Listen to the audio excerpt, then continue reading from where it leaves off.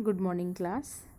हम पशुचारक क्षेत्र व्यापारिक नगर मारी के बारे में पढ़ रहे थे। वहाँ पशुचारक और कृषक ये सभी कार्य कर रहे थे और जो पशु चराने वाले थे उनमें और किसानों में आपस में झगड़ा हो रहा था। वहाँ का एमोराइट जो समाज का शासक था वो भी वहाँ कार्य कर रहा था। विभिन्न प्रकार की जातियाँ और समुदायों का मिश्रण वहाँ पर रह रहा था। धीरे धीरे वहाँ का विकास हो रहा था, शहरीकरण हो रहा था।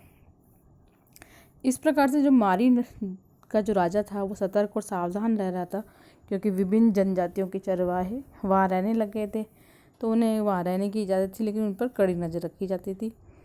राजाओं और पदाधिकारों के बीच पत्र व्यवहार होता था। पशुचारकों की गतिविधियों को और शिविरों का उल्लेख इसमें प्रस्तुत होता है। एक पत्र है जिसमें एक पदाधिकारी राजा को पत्र लिख रहा है कि बार बार आँख के किए गए संकेतों को देखा जा रहा है, तो कहीं हमला या योजना तो नहीं हो रही है किसी शिविर में, तो ऐसा उल्लेख वहाँ प्राप्त होता है। और मारी नगर जो था वो व्यापारिक रूप से उन्नत स्थल था, जहाँ पर लकड़ी, तांबा, रांगा, तेल, मदिरा आदि किस्मों को का जो माल था वो नाव के द्वारा फरात नदी से दक्षिण के तुर्की, सीरिया, लेबनान इन ऊंचे इलाकों में ले जाया जाता था। मारी नगर जो था वो शहरी केंद्र का अच्छा उदाहरण था। दक्षिण नगरों में घिसाई और पिसाई के पत्थर, चक्कियाँ, लकड़ी, शराब, तेल के पीपे ले जाने के लिए जलपोत का प्रयोग किया जाता था, और इन जलपोतों की निगरानी रखते थे ये जो शासकीय और उनके अधिकारी थे, वो इसको देखते थे। इनकी इजाज़त में, इनकी देख रेख में सामान जाता था, और जो सामान था उसका 10% प्रभार शुल्क यानी जिसे हम टैक्स कहते हैं वो वसूल किया जाता। और जौं एक प्रकार की विशेष नौका होती थी।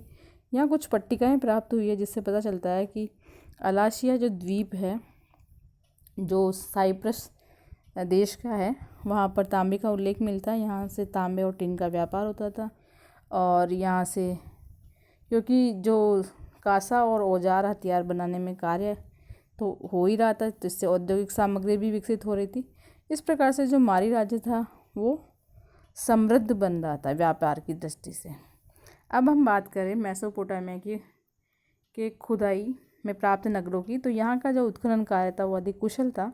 यहाँ जो खुदाई की जा रही थी वो अन्य स्थानों से अलग थी, क्योंकि एक उदाहरण मिलता है अबू सलाबिक का, जो छोटा सा कस्बा है।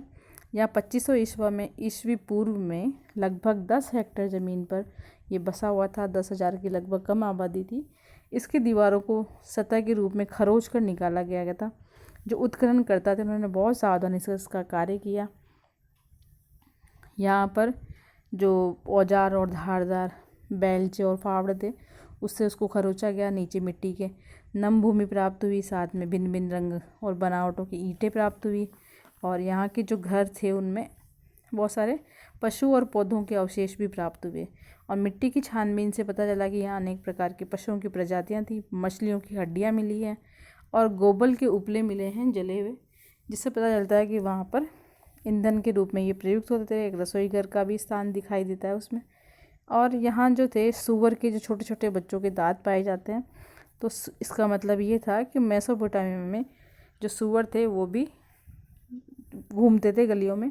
और जो एक स्थान में प्रांगण में देखा गया है कि वहाँ मृत होने के बाद मरणोपरांत शरीर को वहीं दफनाया गया, उसके साथ कुछ सूअर का मांस भी रखा गया है। इस प्रकार से विभिन्न प्रकार की खुदाइयों से अनेक अवशेष प्राप्त हुए हैं। पोपलार एक लंबा पतला पेड़ जिससे कमरे बनाए गए थे और घास फूस की छतें होती थी, ऐसे भी उल्लेख प्राप्त होते हैं। अब हम बात करें तो मेसोपोटामिया का जो शहरों का महत्व है संस्कृति में, उसकी बात करें तो मेसोपोटामिया वासी है वो शहरी जीवन का महत्वपूर्ण स्थान था। विभिन्न समुदाय, विभिन्न संस्कृतियों के लोग एक साथ रहते थे। युद्ध में शहरों के नष्ट हो जाने के बाद भी काव्यों के जरिए इन शहरों को याद किया जा रहा था। इसमें एक जो काव्य है वो है गिलगेमिश महाकाव्य। इससे उल्लेख प्राप्त होता है कि विभिन्न नगर थे। ये जो काव्य है वो 12 पट्टिकाओं में लिखा गया है। ये जो गिलगेमिश काव्य है उसमें एनमर्क ने कुछ समय बाद उरुक नगर का शासन किया, ऐसा भी उल्लेख प्राप्त होता है। जो एक महान योद्धा था, उसने बहुत दूर दूर दूर दूर तक के देशों को अपने अधीन किया। और उसका एक मित्र मर गया, उसको कुछ दुख हुआ, इसके कारण वो पूरे देश का, दुनिया का चक्कर लगाता है। साहसिक कार्य में सफलता नहीं मिली तो पुनः उरूक नगर आ जाता है और उसको शहर की चार दीवारी को देखता है, उसकी ईंटों को देखता है, नींव को देखता है और भाव विभोर होता है। और वो खुद उस महाकाव्य में चर्चा की गई है कि जो गिलगेमिश जो है महाकाव्य, उसमें चर्चा की गई है कि एक जनजातीय योद्धा की तरह वह ये नहीं कहता कि उसका अंत निश्चित है, उसके पुत्र जीवित रहेंगे, बाद की पीढ़ियाँ जीवित रहेगी और इस नगर का आनंद लेगी। इस प्रकार से नगर को सांत्वना मिलती है और उसकी प्रजा, जो प्यारी प्रजा है, उसके लिए उसने वो नगर बनाया। ऐसा इस गिलगेमिश जो महाकाव्य है उसमें उल्लेख मिलता है। तो यहाँ की जो संस्कृति है वो शहरों के रूप में बसी हुई थी, उसका महत्वपूर्ण स्थान था।